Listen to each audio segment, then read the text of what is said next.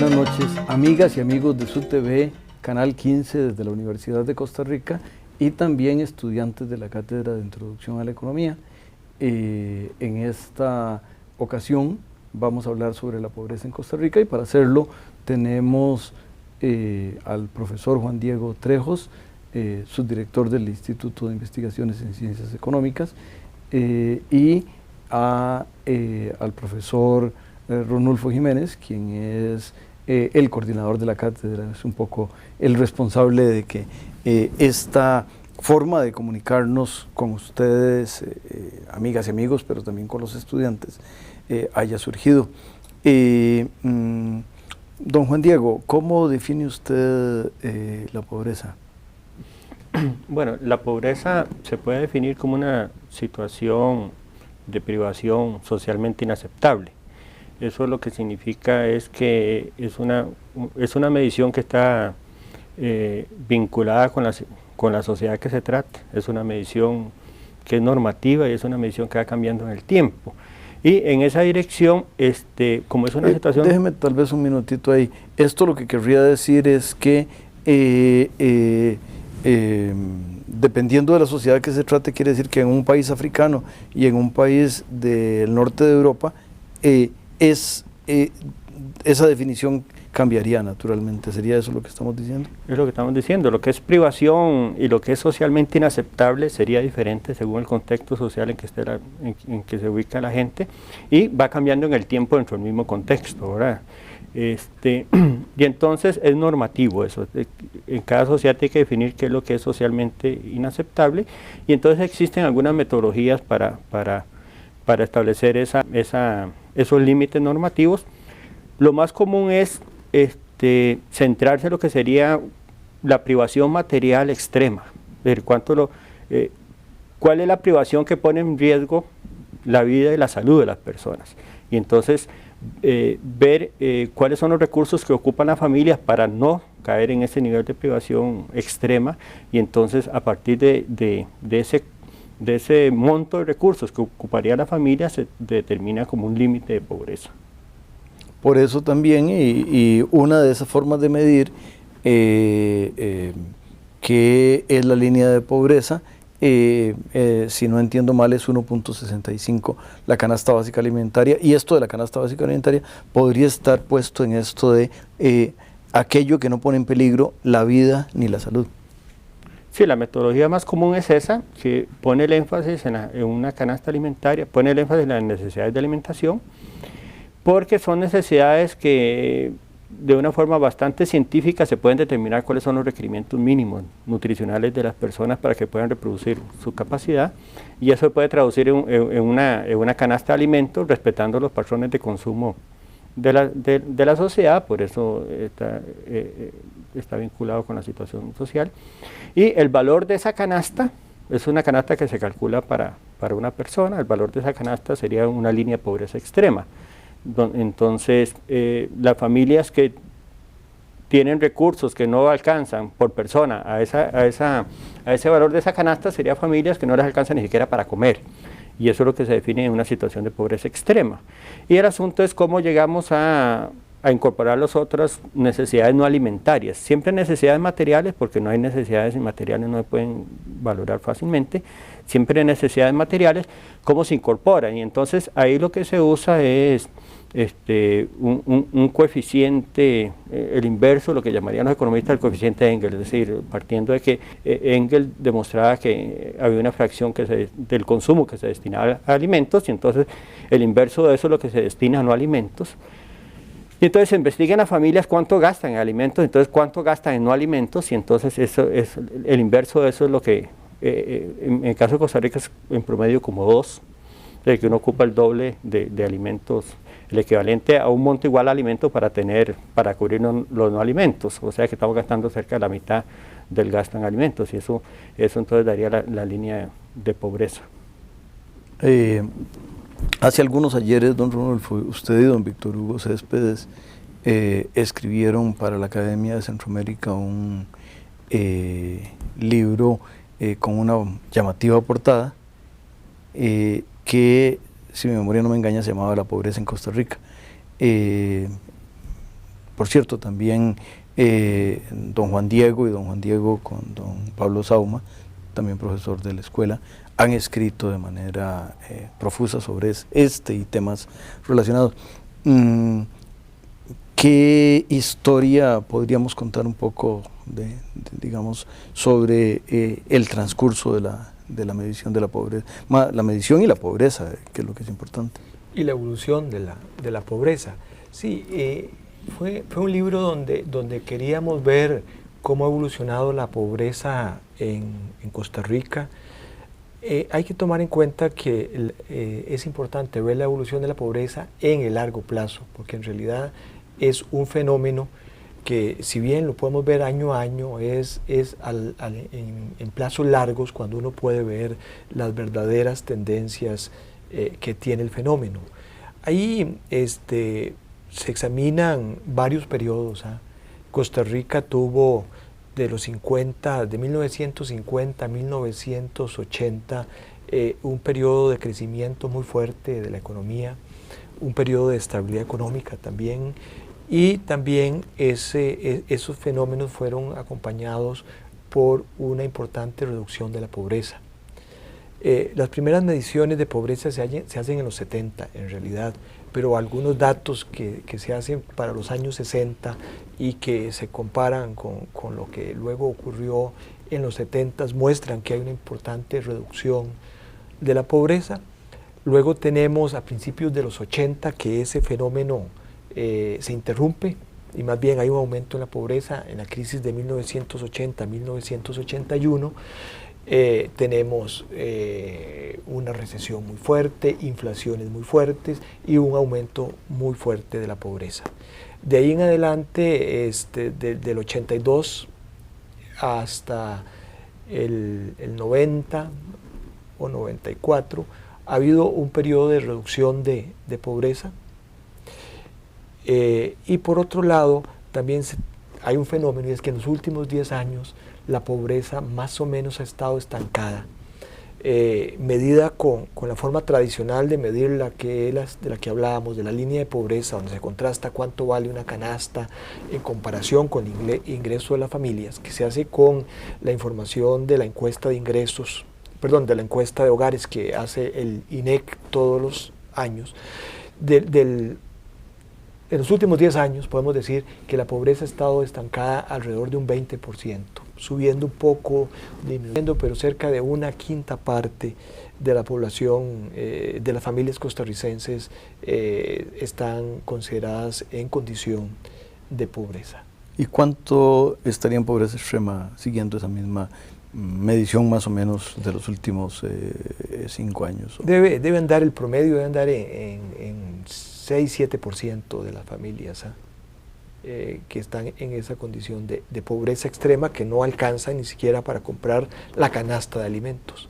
La otra es pobreza que no les alcanza para comprar una canasta más amplia, que no solamente incluye los alimentos, sino que también la valoración de otras necesidades materiales. Uno de los temas importantes y hubo una tesis reciente en la Escuela de Economía sobre hasta dónde la pobreza era un fenómeno que capturaba a la gente, o hasta dónde la gente entraba en pobreza pero salía. Tal vez usted, que dirigió esa tesis, don Juan Diego, nos quiera contar un poquito de la dinámica de la pobreza en Costa Rica. Sí, sobre la dinámica de la pobreza, recientemente con ese estudio pionero acá, uno permite destacar familias que se mantienen atrapadas en la pobreza y familias que están entrando y saliendo a la pobreza. Entonces, uno lo que está midiendo con la línea de pobreza es una situación de pobreza absoluta, pero encima de la línea de pobreza uno tiene muchas familias que son muy vulnerables, ¿verdad? Son muy vulnerables a la situación, al ciclo económico, la situación económica, si hay empleo, si los salarios crecen o no, entonces pues, están entrando y saliendo a la pobreza. En ese estudio se analizaron la situación de la familia durante 3 años, donde del 2000 al 2001, 2002, perdón, donde en esos 3 años el porcentaje de familias pobres en el país fue, como decía don Rodolfo, un 20%. Sin embargo, a pesar de que el porcentaje de familias pobres cada año fue un 20%, en promedio casi un 40% de las familias que se le siguió durante esos 3 años estuvo en algún momento en situación de pobreza. Entonces, en realidad es un porcentaje muy grande de la gente que está entrando y saliendo, y en esos 3 años hubo un 8%, entre un 8 y un 9% de las familias que siempre se mantuvieron pobres. Y ahí uno de los temas importantes, y es un tema de política social, es para todos, porque eso de probar la pobreza no es como probar un helado, pero sería mejor que no la probaran, pero ese cerca de 10%, 8%, como decía don Juan Diego, de pobreza, comillas, dura o no influible, digamos, ¿a qué perfil de compatriotas alude? Sí, eso está asociado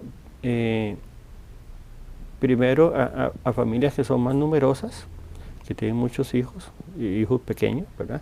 Y está asociada a familias que, diría el economista, tienen muy poco capital humano, es decir, familias que han tenido poco acceso a la educación, y entonces sus miembros tienen muy poca educación, y entonces eso implica que le genera mucho problema conseguir empleos y empleos bien remunerados en el mercado. Entonces tienen ese problema, no tienen como el capital, no tienen los activos, no tienen los recursos para generar un flujo de ingresos que le permita salir de la situación de pobreza. Más situaciones ahí que en el caso del estudio específicamente no lo midió, porque probablemente eso está en otro estudio, familias que tienen problemas de discapacidad o familias de personas muy mayores que no tienen sistemas de seguridad social. Y esto de las personas mayores, y mi barba blanca la pongo a disposición de las amigas y amigos como evidencia de que este país se está volviendo un país de gente de edades en promedio mayores. Ahora, no solo está ese problema o no solo esa característica de que se está volviendo una sociedad envejecida, sino un poco también, don Rodolfo, yo no sé si nos quiere contar un poco de la historia de la pobreza en corte transversal, es decir, cómo los distintos distritos, los distintos cantones, las distintas áreas de Costa Rica cuentan la historia, porque la historia no es simétrica. No, hay diferencias importantes de la pobreza si uno la mira geográficamente. En primer lugar, las zonas rurales es donde la incidencia de la pobreza es mayor que en las zonas urbanas.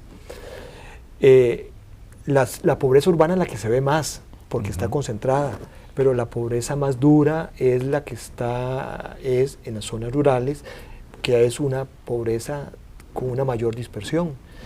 Son familias que tienen menor acceso a los servicios públicos de educación, de salud, de electricidad, de comunicaciones en general. Entonces ahí es donde existe mayor nivel de pobreza. Ahora, geográficamente... Ese ¿sí? tema lo vamos a seguir desarrollando, don Rodolfo, después de que el canal le dé a las amigas y amigos un mensaje que tiene para ellos. Nosotros nos quedamos.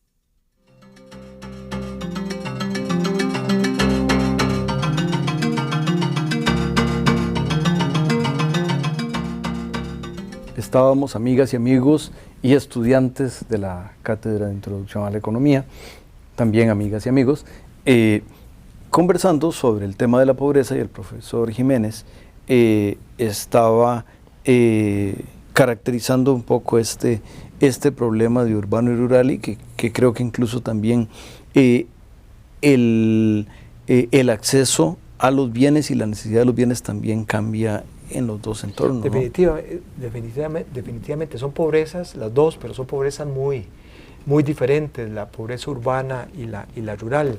La pobreza rural también está más ligada al sector agropecuario, ¿verdad? Las probabilidades de que las familias sean más pobres son mayores en la medida de que están asociados o estén trabajando en el sector agrícola, en particular trabajadores de cuenta propia o asalariados que trabajan en condiciones de peones, donde una familia numerosa trabajar de peón en el sector agrícola muy probablemente los lleva en condición de pobreza. También dentro del mundo rural tampoco es homogéneo. La pobreza es más intensa en ciertas zonas, especialmente a lo largo de las dos fronteras, la frontera norte con Nicaragua y la frontera sur. Ahí hay mayores condiciones de pobreza, si estamos hablando en zonas como Los Chiles, Guatuso, o algunas en el sur, en la frontera sur, por ejemplo, la zona de Talamanca. También la península de Nicoya es una zona de mayor nivel de pobreza, y una especie de media luna que hay al sur de San José, donde estamos pensando en cantones como Puriscal, Turrubares, Acosta, que son cantones donde la incidencia de la pobreza es muy alta, y más o menos este panorama se mantiene a través del tiempo. O sea, los cambios han sido relativamente pequeños en cuanto a ese mapa de pobreza de Costa Rica.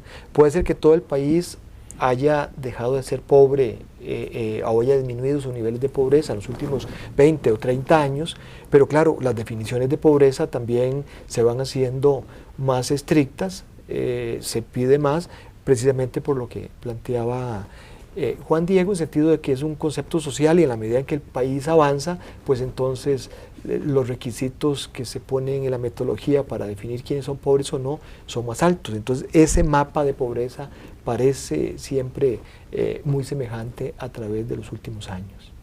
Una característica que me parece que, partiendo de lo que decía don Juan Diego, de que el tema de capital humano está en la raíz de la pobreza, esto ayudaría a hacer posiblemente más complejo el problema de los pobres rurales, porque aunque una de las partes del capital humano, que es el acceso a los servicios de salud vía los EBAIS, los equipos básicos de atención de la salud y las escuelas rurales, ambos ha un poco mejorado, pero siempre es más cerca, el pobre urbano tiene más posibilidad de tener más cerca esos servicios, y por ende podría aprovecharlos.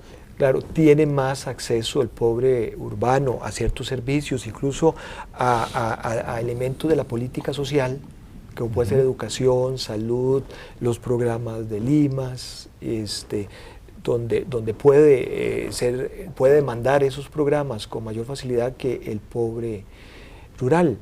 Desde el punto de vista de educación, y que es un aspecto importante, en los años 80 cayó la cobertura de la educación secundaria, y eso ahora estamos viendo también los efectos de esa caída en la educación secundaria, en la cobertura, y que fue mayor para las familias pobres que para las no pobres. Y entonces en realidad esa recuperación de la cobertura de la educación secundaria, Costa Rica la hace muy a finales de los 90, es decir, pasamos 15 años con unos niveles de cobertura de la educación secundaria muy bajos.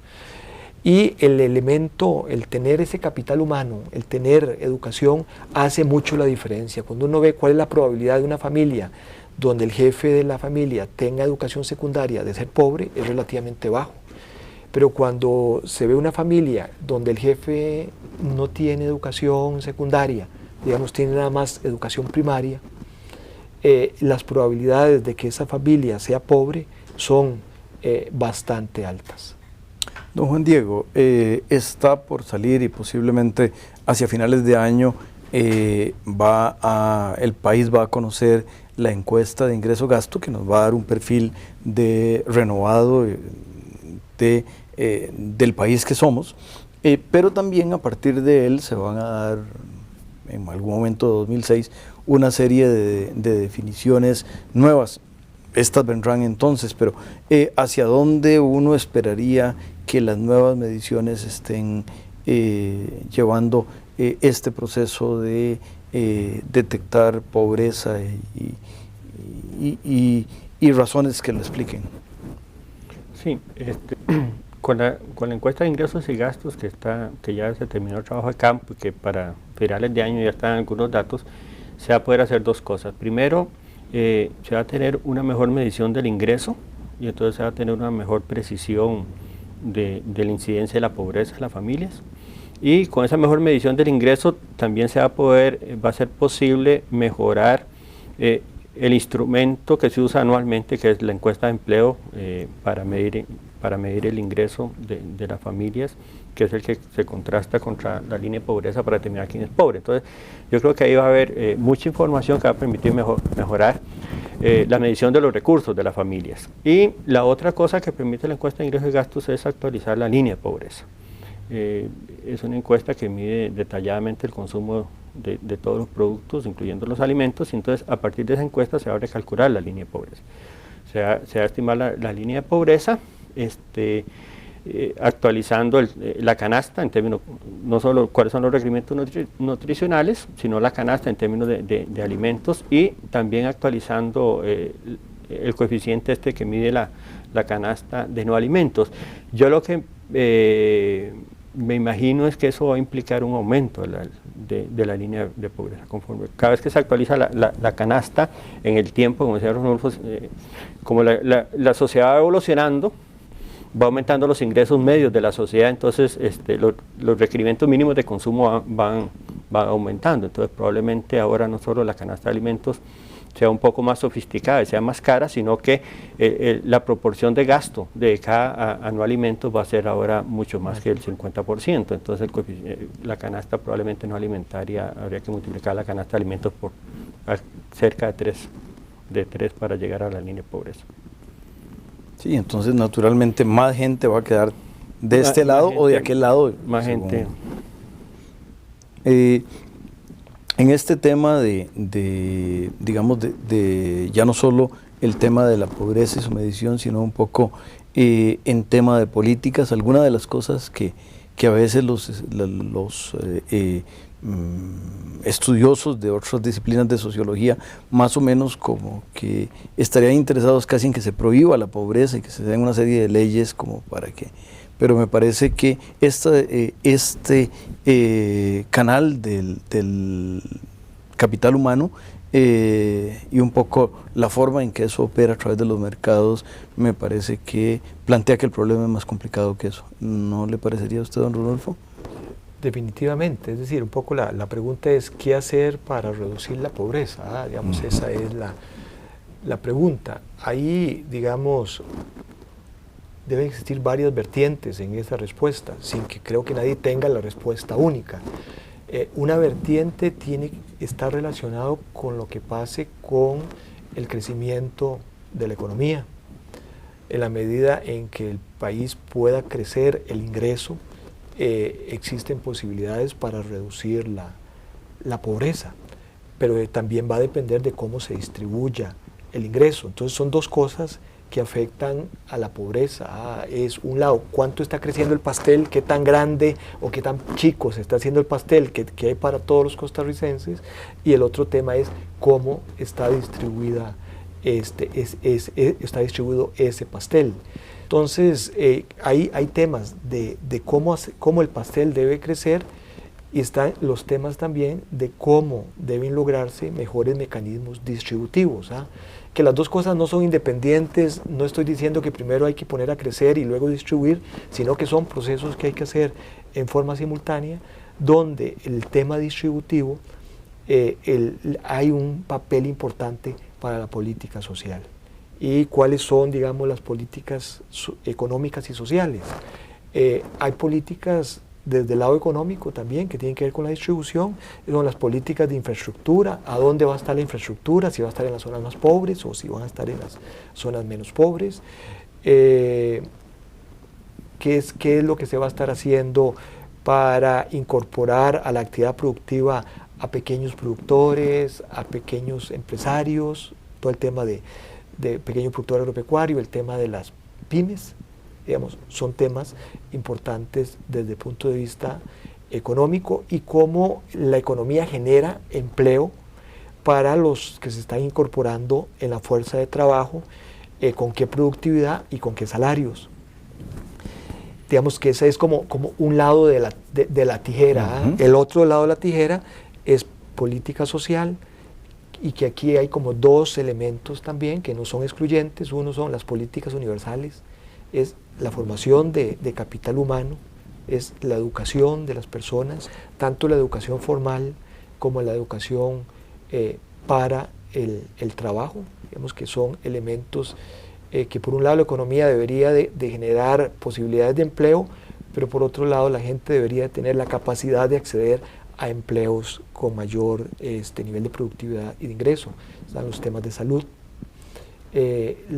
los temas de vivienda, digamos que son políticas universales, y también las políticas focalizadas que tienen que ver con ciertos segmentos de población pobre que no pueden, por sus condiciones, no van a estar incorporados en el mercado. Estamos hablando de los niños, estamos hablando de política de infancia, estamos hablando de las políticas relacionadas con los adultos mayores en particular, o de hogares que por diferentes razones no pueden generar por sus propios medios el ingreso. Entonces esto es como una tijera. Para cortar la pobreza se necesitan las dos partes de la tijera. Posiblemente con una sola no es posible.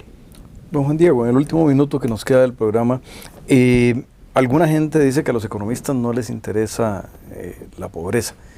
Usted es un excelente contraejemplo, pero también nos gustaría un poco oír su opinión en ese medio minuto ya que va quedando.